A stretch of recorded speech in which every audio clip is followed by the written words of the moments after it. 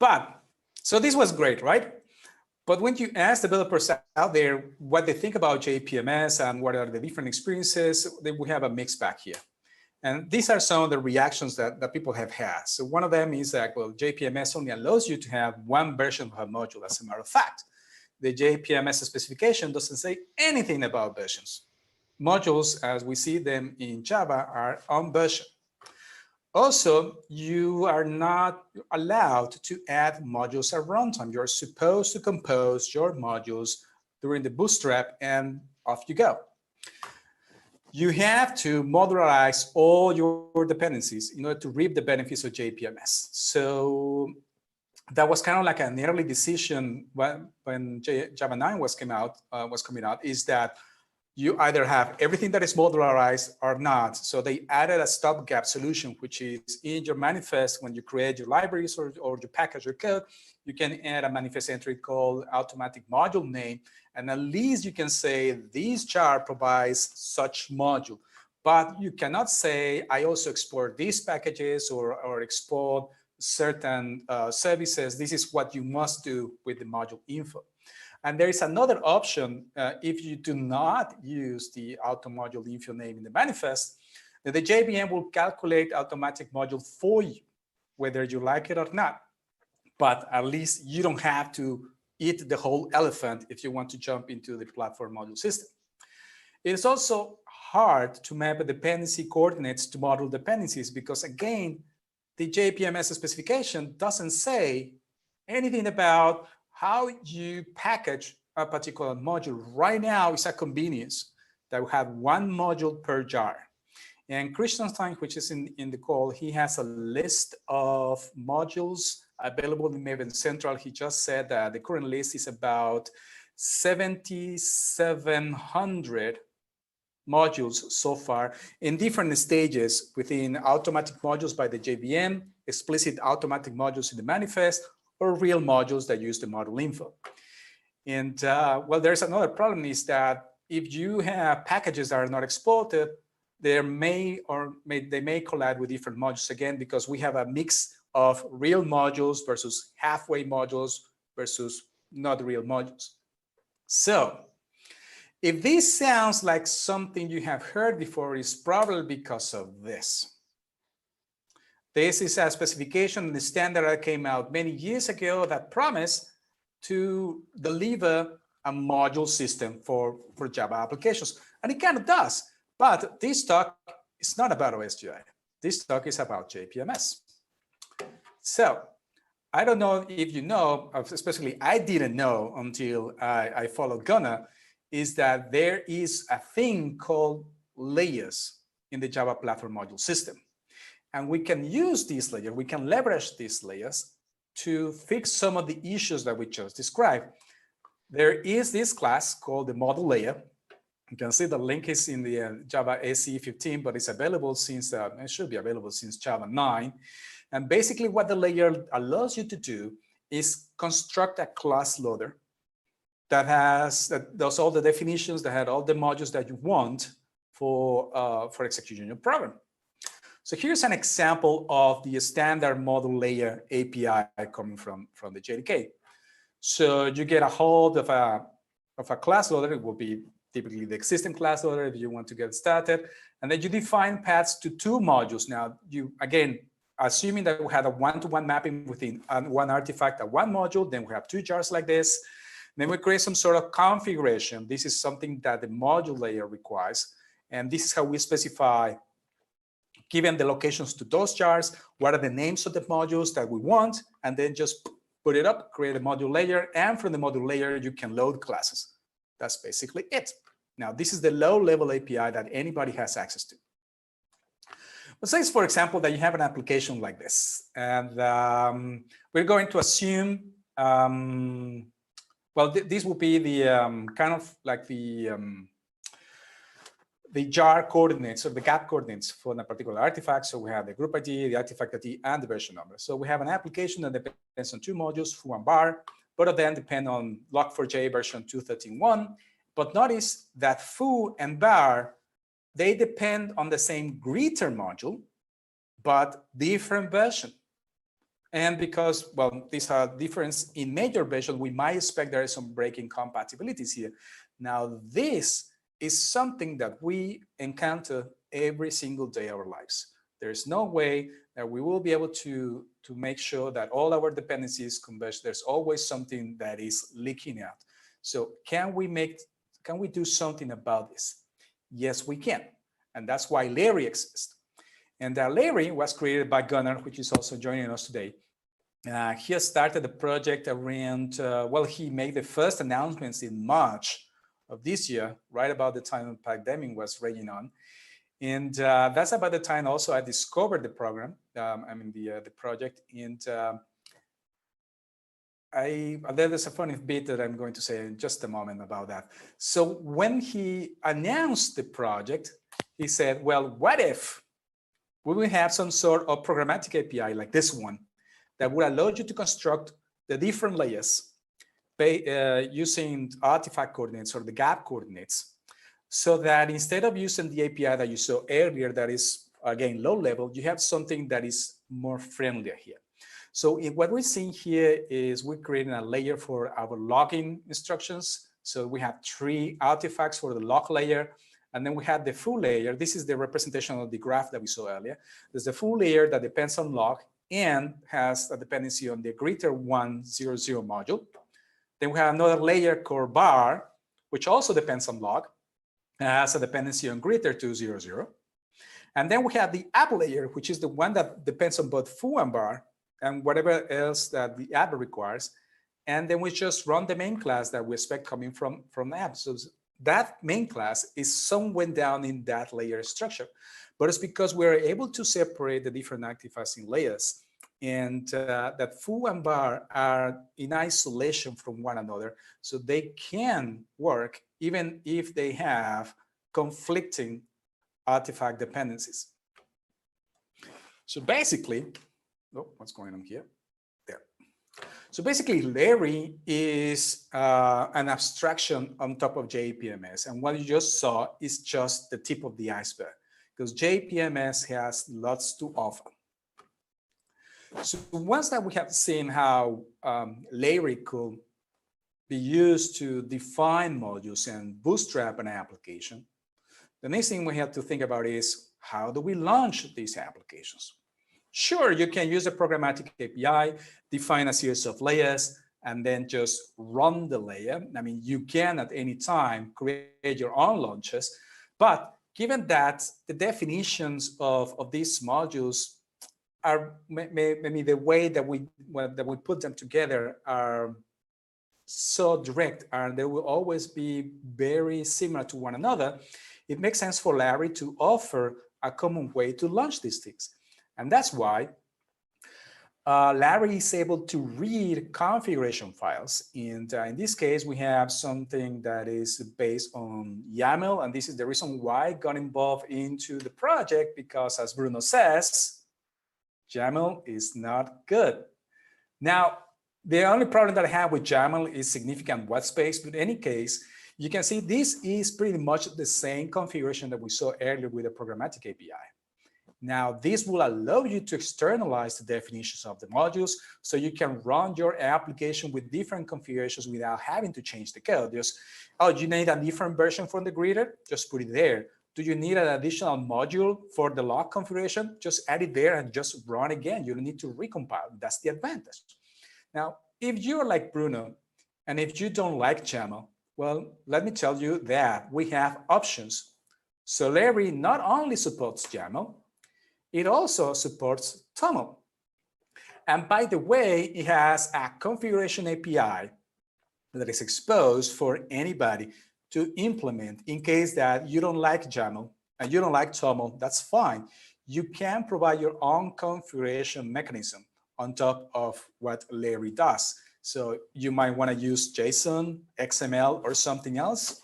Just go ahead. You just have to hook it up your specific configuration reader, and off you go. Layrry will be just happy constructing the layers for you. Now, this so far that we have seen takes care of assembling the modules, but it will still do just this at one time, and you are not able to load modules at runtime in dynamic way. For this reason, Layrry adds a plugin option. There is one class, there's actually a service class that will be loaded by Layrry using the service loader interface. So if you implement this interface, the plugin lifecycle listener, then you have access to two events, when a plugin is added and when a plugin is removed. The plugin descriptor is it's just how Layrry identifies your additions. I'm going to show our code in just a moment. Now, when you write your own custom plugin lifecycle, you may do something like this. So my service is your custom class that is specific to your application. You use the service loader, not also detect OS specific properties as defined by the Maven OS plugin. So if you're familiar with that one, it will be you will get all the properties for the arch, the name, the operating system, classifiers, and whatnot. Everything is right there. This particular example showcases a JavaFX application. And JavaFX has an additional classifier, or in this case, we call it the OS detected JFX name, that matches the actual jar, the actual module, well, actually the actual artifact that required for JavaFX. And the other properties, like JavaFX version, project, Layrry, and tiles, are supplied by a secondary file. It's just a properties file. It could contain anything you want. It's just a regular properties file again. And when you pass these flags to Layrry, like this, like the Layrry launcher, then it will assemble the layers and launch your application. So now if I can find where my mouse is, I can show you a quick demo. All right, so let's jump into the terminal. And this is the JavaFX application using the similar layers configuration. Let me show you here, layers TOML. So we have a JavaFX layer that defines all the dependencies of the modules for running JavaFX. Then we have a core layer. This is the one that defines the basic types for our application and dependencies such as style effects for displaying some really nice UI elements. And finally, there is this plugins layer. Now, the name could be anything you want to, but notice that instead of defining modules, it defines a path to a directory. This is a relative path to the layers config file. It could also be an absolute directory if you want to. And finally, the main class. Right. I have everything set up for, this actually should be in staging like this. Everything's set up here in this particular directory. So here's the layers configuration file, the versions properties as we saw before, and the plugins directory where dynamic plugins will be loaded from. Now there's nothing there yet here. I'm going to copy this one by one and you'll see what's going on as we go. So I'm going to launch Layrry in just a moment, like this. So Layrry passes the layers config file and the version properties. And the window appears on the second screen. So here it is. So this is modular tiles effects. There's nothing here. So now notice what happens when I copy from staging plugins prepare. And let's copy the clock plugin into staging plugins. Boom. There's a clock right there. And it matches the time and the date, so you know that this thing is live. Now let's copy everything, including the clock plugin that we just copied. So we do it like this. And we have two more things. Now we can remove one of them if you want to, like plugins prepare, and then let's remove the couch, the one in the middle. Whoop, that's not it. We should do a ref. Hold on a second, something out happened. Did I break it? Oh, sorry. Oh my goodness. I You deleted remove from it the wrong from the directory. prepared, yeah. Yeah, exactly. Okay, easy. Staging, plugins, tail. I can do that back. And there we go. It's gone. So yay, it's working. Now, here's the funny thing is that yesterday Gunnar was having a look at this particular application.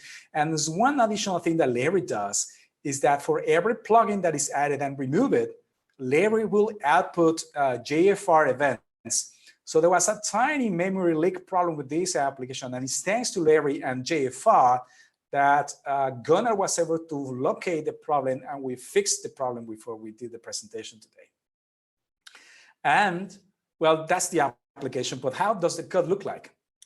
Quickly, here we go. Here's the main class. This is the only thing that we need. And the main class has a module info that says something like this. There's the module name of the class, main app, exports that package and requires all these things and uses a tile plugin. What is a tile plugin? Tile plugin comes from the core. Here's the module here.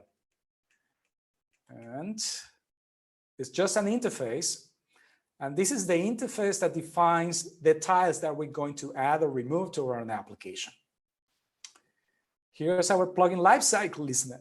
This is the one that is going to be registered and read by Layrry because of that type, plugin lifecycle.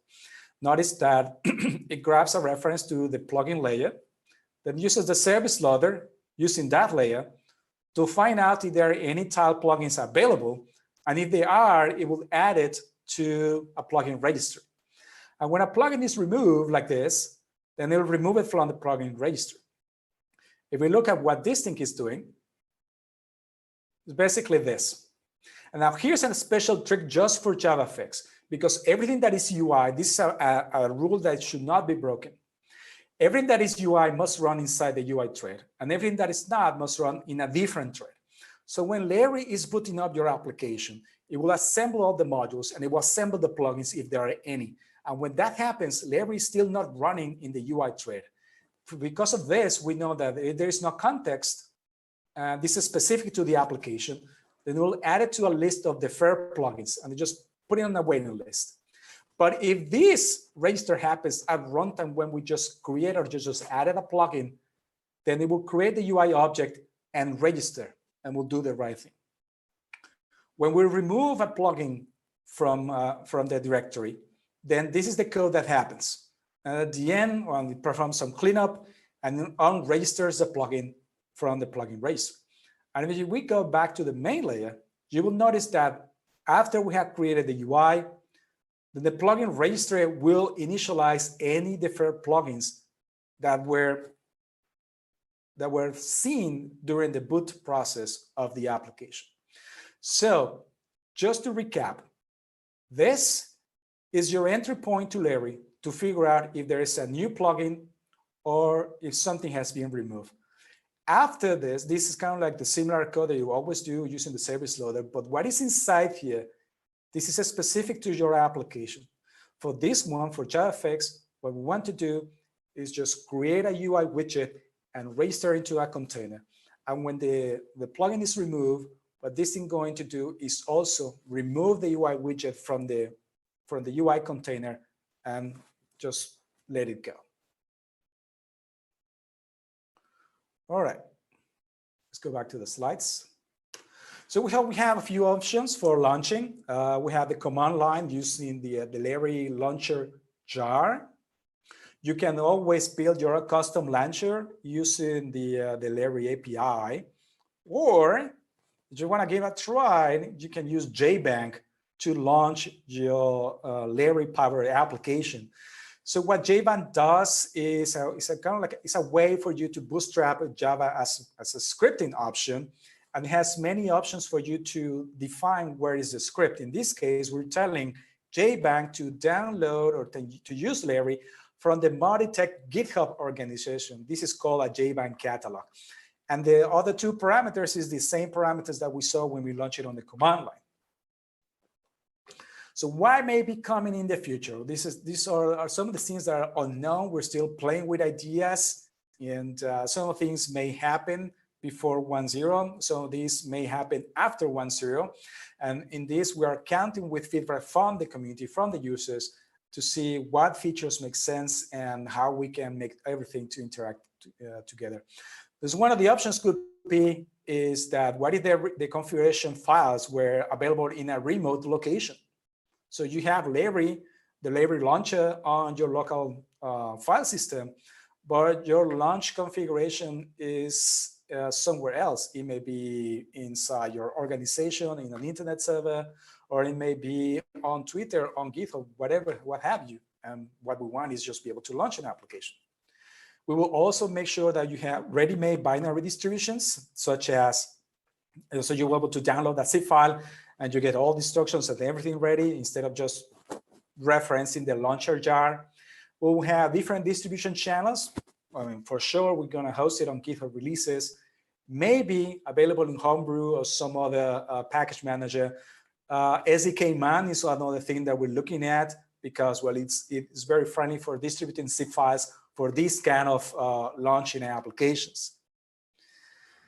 Now, Gunnar wrote a couple of blog posts on when Layrry was launched. The first is the inaugural announcement for Layrry and the reasons of being for Layrry, some of the reasons I explained today, but he, of course, does a much better job explaining why Layrry is as it is today.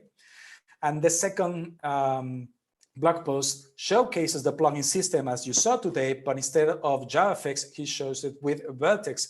So the plugin system is not specific to JavaFX. It's pretty much you can use it with any kind of application where you want to have a runtime behavior added or remove it. Then the next link is the website for the repository for Layrry. The JavaFX example is available on the fourth link, and we'll be adding more examples to that repository. So everything that we saw today is open source. And, you're more than welcome to contribute, to give us feedback. If you haven't contributed to open source before, let me tell you, it's quite easy. You find a problem with anything that we saw today or anything else, just file a ticket. That's it. You don't have to send code. Just let us know that something is wrong, or maybe there is a missing feature. But if you have the time and you want to help us with code and sending test cases or just getting to contribution, sure, we are more than happy to welcome you. So I think this is all that I have right now. Matthias told me that I should spend 30 minutes, otherwise he will hang me. So I think I'm pretty much on time. So I'll open the floor for any questions that you may have. Yes, let's start with some questions. We are not that many, so I guess we can just shout it out. Otherwise, I don't know if you see the hand signal thing. I, as a host, don't see it anyway. I'm not sure that I put it on with Zoom, but let's open for comments and questions and journal discussion. Maybe Gunnar want to go first. I mean, all I can say is thanks so much, Andres. Awesome job. This was really very well done. Thank you so much. Okay, I just have to say that I'm always nervous before a session, but it's one extra level to have the creator of the tool in attendance. I try to behave.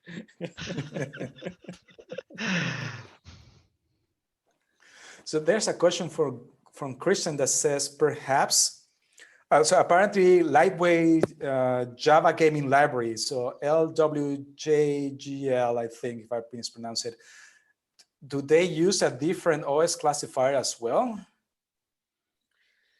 Yeah, I think so. Right? I mean, I'm not totally sure, but I think those values like Linux, macOS, Windows is not what the Maven standard, whatever labels are. So is I believe there a Maven standard?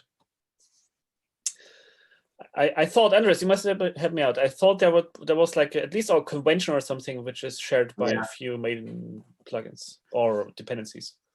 Yes, exactly. Both the Maven and Gradle OS plugins use the same conventions, but it may be the case that, we saw JavaFX uses different conventions for the classifier, and I was not aware that Lightweight Juggle also uses different conventions. We'll probably have to see with what is this 3D library? Was it Monkey something? Yes, they built upon this platform. Yeah. I see. Monkey, Okay. Monkey gaming library engine, whatever. Monkey engine. JMonkey engine. Yeah. JMonkey engine, exactly. We'll probably have to have a look at these other classifiers. But the thing is that even if we do not support these classifiers from out of the box from Layrry, if you pass an additional properties files, you will still be able to do this. Now, there is no conditional way to switch one classifier to the other. You will have to build your own custom runner for this if it's not supported by Layrry out of the box. Okay. But Christian, you know the open source drill, right? Just in the PR and it will happen. Yeah, of course. I change a character or two, maybe. And that brings me exactly how I got involved into this project. When I saw Layrry announce in March, I was quite excited by what I saw, but I wasn't really happy because they chose, so Gunnar decided to go with YAML, I guess. Well, YAML is everywhere right now, whether we like it or not. It's like XML from 10 years ago, I guess. And my first comment is a nice thing, but lose the YAML, use something else. And that's exactly what Gunnar said. Yeah, sure, why not? PR is welcome.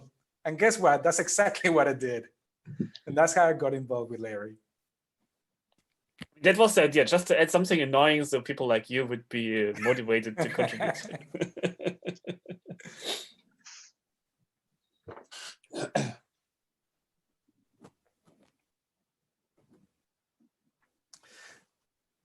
Okay.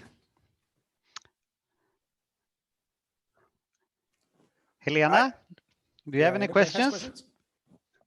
No, I have no questions. This is a little bit out of my league, but I'm going to look into it a little bit when I. Yeah, so I'm kind of wondering why Andres was so excited in March when it was released. I mean, exactly. I'm about to say this.